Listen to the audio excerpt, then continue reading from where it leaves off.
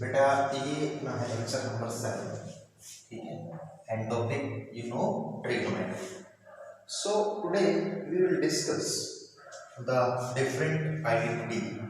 जैसे मैं आपको एक बात बता देता हूँ बेटा, ये जो साइन होता है और उसके साथ आप जो थीटा लिखते हो साइन थीटा, ये सबसे पहली चीज, ये एक ही चीज होती है. Sine theta is single thing. ऐसा नहीं होता कि साइन और थीटा बेटा प्रोडक्ट में है, ठीक है. तो जैसे अगर कभी आपके पास लिखा हो sine A is equal to sine B, तो आपने 10th वगैरह में से किया होगा बेटा कि साइन से साइन कैंसिल हो गया और a is equal to B. देखिए आप ऐसा नहीं कर सकते, है ना. This is a very wrong thing. Sine और थीटा एक ही क्वांटिटी है, अलग अलग चीज़ नहीं है. साइन का एग्जिस्टेंस तभी है जब थीटा उसके साथ है. तो साइन थीटा ये सिंगल फंक्शन है. ऐसे साइन ही अपने आप में एक चीज़ है, और जब साइन से साइन आप कैंसिल कर रहे हैं तो हम यूँ समझ रहे हैं कि साइन इंटू ए था और साइन इंटू बी था, साइन से साइन कैंसिल और ए इक्वल टू बी. ये चीज़ बेटा ऐसे भी गलत है. देखो जैसे अभी आपने ये पढ़ा है साइन 60 डिग्री की वैल्यू बेटा जितनी होती है, साइन 120 की वैल्यू भी क्या होती है बेटा, उतनी होती है. तो ये मान लो आपके पास एंगल ए है बेटा, ये मान लो एंगल क्या है, बी है. तो आपकी प्रीवियस नॉलेज के अकॉर्डिंग अगर मैं साइन से साइन कैंसिल करता हूँ तो फिर मैं 60 डिग्री इक्वल टू 120 डिग्री कह रहा हूँ, जो कि गलत है, ठीक है ना. This is wrong thing. ऐसा नहीं होता. तो इट मीन्स आप उस प्रकार से कैंसिल नहीं कर सकते. और मेरे कहने का सिर्फ एक ही मीनिंग है बेटा कि जो एंगल होता है उसके साथ कोई भी टी रेशियो मल्टीप्लाई में कभी नहीं होता. मीन्स देखो अगर आपके पास x into a plus b हो तो आप इसे लिख सकते हो बेटा a x plus b x. This is correct. क्यों? क्योंकि a प्लस बी इन दो क्वांटिटी का एडिशन था और इनटू में x था, दोनों को अलग अलग मल्टीप्लाई कर दिया आपने. लेकिन अगर मैं बात करूं sine of a plus B की, ठीक है, तो आप इसको sine of a plus sine of b बेटा नहीं लिख सकते कभी भी. क्यों नहीं लिख सकते? रीजन फिर वही आता है कि a प्लस बी है लेकिन साइन उसके साथ मल्टीप्लीकेशन में नहीं है, बल्कि ये sine of a plus B अपने आप में एक क्वांटिटी है. तो आप इसको कभी भी a प्लस बी ऐसे नहीं कह सकते कि this is sine a plus sign b. This is wrong thing. तो फिर क्वेश्चन ये अराइज होता है कि अगर ये चीज इसके इक्वल नहीं है तो फिर ये चीज किसके इक्वल है. और आज का जो मेरा लेक्चर है वो आपकी इसी क्वेश्चन को, इसी पजल को सोल्व करेगा बेटा, कि मतलब आपके पास sign A plus B basically होता क्या है, उस पर आप चर्चा करेंगे. For that look this diagram carefully बेटा. इस डायग्राम पे काम कर रहा हूँ. देखिए मैंने कुछ नहीं किया, वाई एक्सिस ली, एक्स एक्सिस ली, ठीक है. कोऑर्डिनेट सिस्टम मैंने बनाया. ओरिजिन से एक लाइन ड्रॉ की. देखो बेटा ये वाली जो कि आपके पास क्या है ओ बी, ठीक है. एक लाइन मैंने ड्रॉ की बेटा ओरिजिन से ओ क्यू, ठीक है. फिर तीन परपेंडिकुलर की कंस्ट्रक्शन की मैंने. पॉइंट पी से परपेंडिकुलर ड्रॉ किया P M on the X axis, Q से परपेंडिकुलर ड्रॉ किया Q N on the X axis, और क्यू से परपेंडिकुलर ड्रॉ किया बेटा पी एम क्यू पर क्यू आर. तीन परपेंडिकुलर की कंस्ट्रक्शन. डॉट वाली लाइन बेटा कंस्ट्रक्शन है. तीन कंस्ट्रक्शन होंगे, ये पॉइंट आपको ध्यान में रखना है. देन आफ्टर यहां से एक चीज और आप समझिए, ये जो ओ क्यू है ना, ये लाइन एंगल बना दी बेटा एक्स एक्सिस से कितना ए, और ओ क्यू और पी क्यू के बीच का एंगल आपके पास है बेटा बी. ये इतना एंगल आपके पास ए है, ये एंगल आपके पास बी है. तो इन दोनों को मैं इकट्ठा पढ़ो तो मेरे पास क्या होगा बेटा a प्लस बी. जैसा कि आपको मैंने स्टार्टिंग में बताया, we have to solve the puzzle of sine a plus B, then this whole angle is a plus B.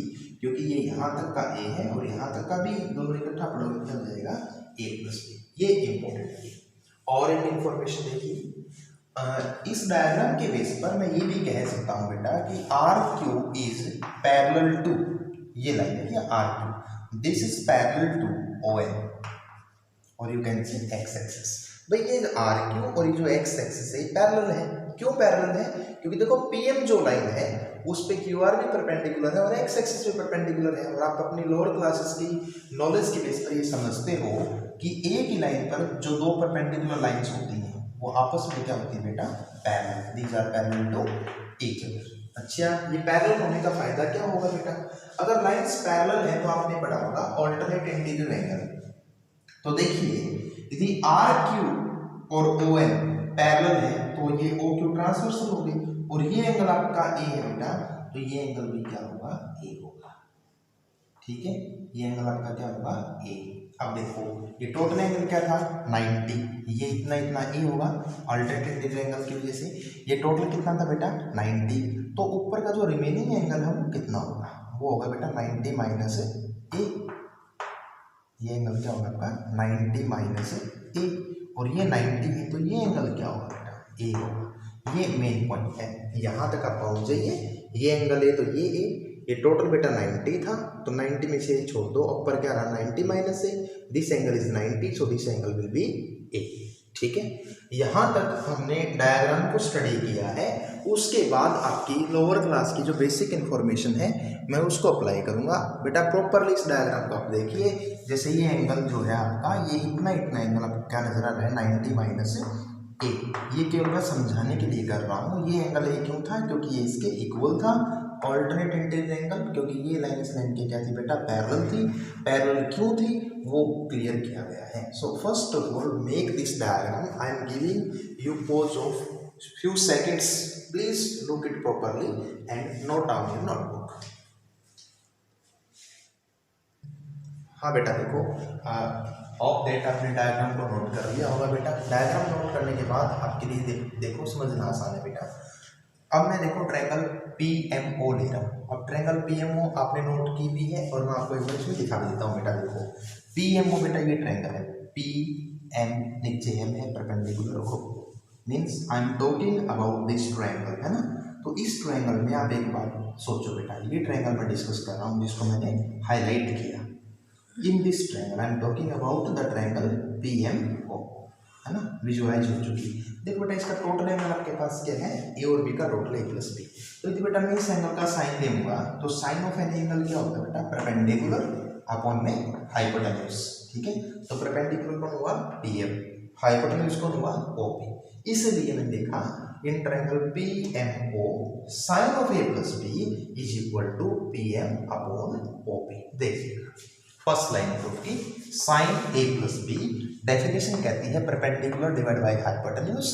Perpendicular यहाँ पे आपका क्या रहेगा बेटा PM, हाइपोटेन्यूज क्या रहेगा आपका OP। देन आफ्टर अगले स्टेप में देखिए OP एज इट इज है, लेकिन जो PM है बेटा वो क्या हो चुका, डिवाइड हो चुका है, वो आपने एक्सपेंड कर दिया है, PR + R।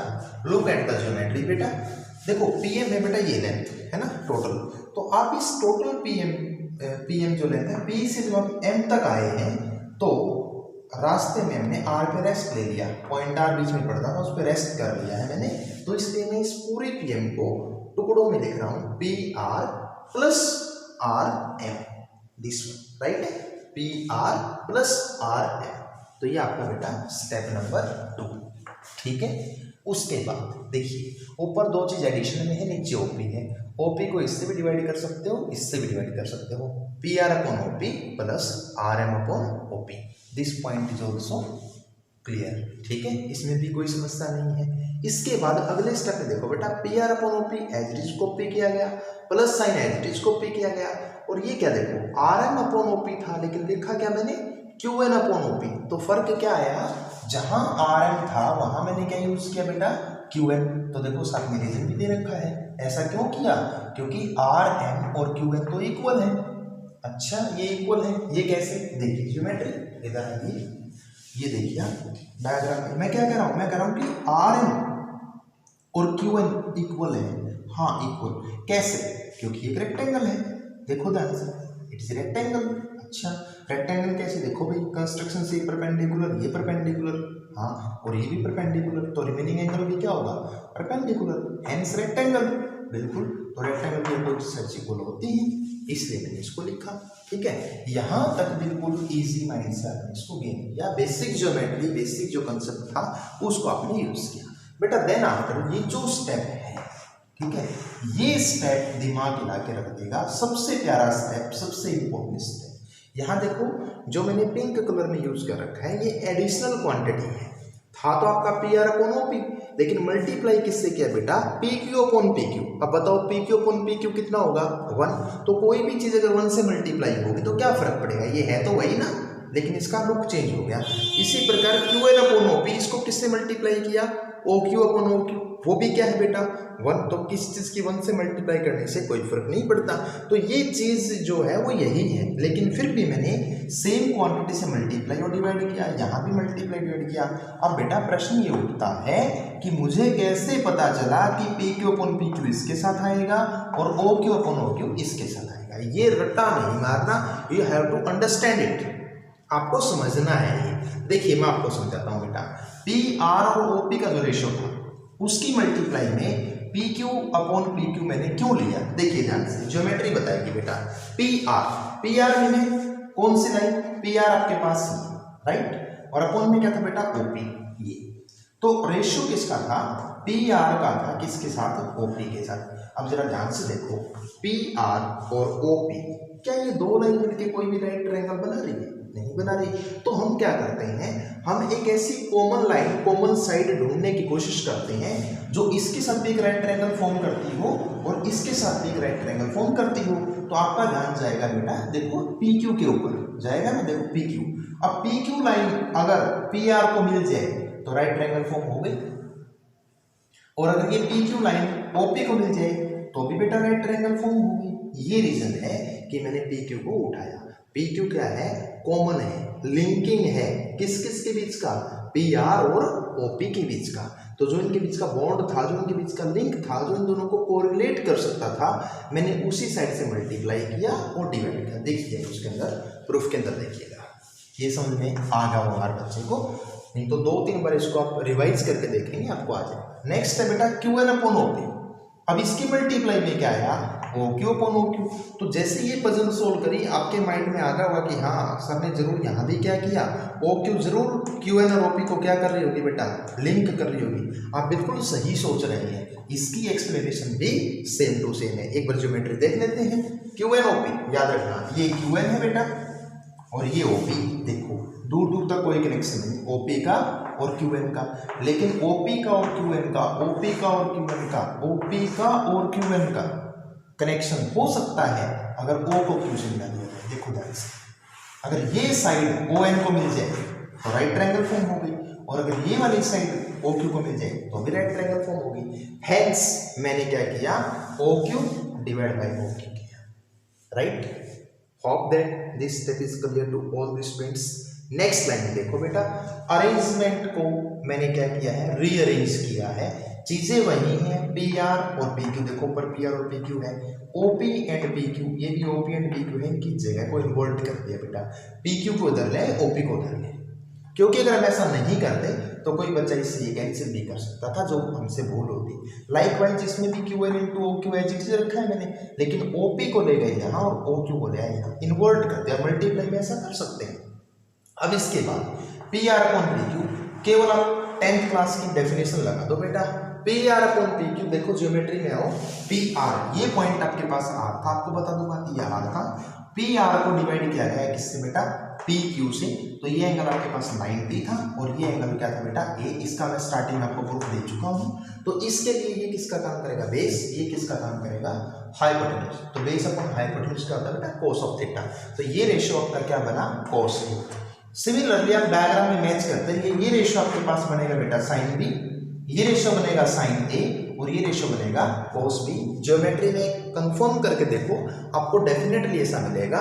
तो देखो कोस ए साइन बी प्लस साइन ए कोस बी, क्योंकि प्लस में है तो कोई आगे पीछे देखो उससे फर्क नहीं पड़ता। चाहे तो आप इसको साइन ए कोस बी प्लस में कॉस ए साइन बी भी लिख सकते हैं। एक ही बात है बेटा, एडिशन का साइन बीच में है, ए प्लस बी हो चाहे बी प्लस ए हो। तो देखो हम लेके चले थे साइन ए प्लस बी और हम पहुंच गए यहाँ पर। हेंस वी कैन से, इस प्रकार हम कह सकते हैं कि sine of A plus B is equal to sine of A cos of B plus cos of A sine of B. देखिए कैसे याद करेंगे बेटा, दो एंगल है, बीच में साइन कैसा है बेटा, प्लस का। तो फर्स्ट एंगल का साइन और सेकंड एंगल का कोस, देन प्लस साइन, फिर फर्स्ट एंगल का कोस और सेकंड एंगल का क्या लेंगे आप, साइन लेंगे। ये आपकी क्लास 11th की फर्स्ट आइडेंटिटी विद प्रूफ है।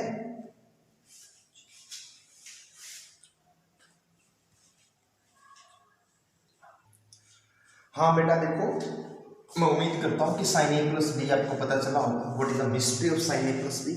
अब देखिए बेटा, उसी डायग्राम का यूज करना है। डायग्राम आपको सेम वही बनाना है, लेकिन आपको घर पे होमवर्क आपका यही है। कोई असाइनमेंट एक्स्ट्रा भी नहीं दे रहा हूँ, क्योंकि मुझे भी बेसिक जो फाउंडेशन है उसको तैयार करना है। एक तो cos of A plus B का प्रूफ होता है, cos of A cos of B minus sine of A sine of B, ये आपको प्रूव करना है। और एक tangent of A plus B का tangent of A plus tangent of B, 1 minus tangent of A tangent of B. और क्या है देखो, प्रूफ तो इन चीज़ों का आपकी बुक में भी दिया होगा, लेकिन मुझे आपकी बुक के अकॉर्डिंग प्रूफ नहीं चाहिए बेटा। जो डायग्राम मैंने आपको बनवाया था ए प्लस बी के लिए, डायग्राम वही होता है बेटा। दो एंगल, वहाँ हमने बस फर्क कितना है, वहाँ हमने sine of A plus B निकाला था, और आपको घर पे जो मैं करने दे रहा हूँ इसमें कॉस और टेंजेंट निकालना है उसी एंगल का। तो इसमें डेफिनेशन क्या यूज होती थी, परपेंडिकुलर अपॉन हाइपोटेन्यूज, और फिर इसको आगे प्रोसीड करते हैं बेटा। उसी तरह इसमें डेफिनेशन यूज होगी पी बी अपॉन एच, और आगे यूज कर देना इसमें पी अपॉन बी, उसको आप आगे यूज कर देना। होप दैट आप इसको ट्राई करेंगे, और जो आपको मैंने करवाया उसको कम से कम 2 से 3 बार बेटा राइट डाउन करेंगे, उसका पूरा प्रूफ सोचेंगे, समझेंगे। क्योंकि देखिए यही मेन है, यही आपका फाउंडेशन है 11th की ट्रिग्नोमेट्री पे। आगे अगर आप होल्ड या कमांड करना चाहते हैं तो बेसिक जो आपकी आइडेंटिटी है, फंडामेंटल जो आपके फॉर्मूले हैं, उनको प्रॉपर तरीके से बेटा कर लीजिए।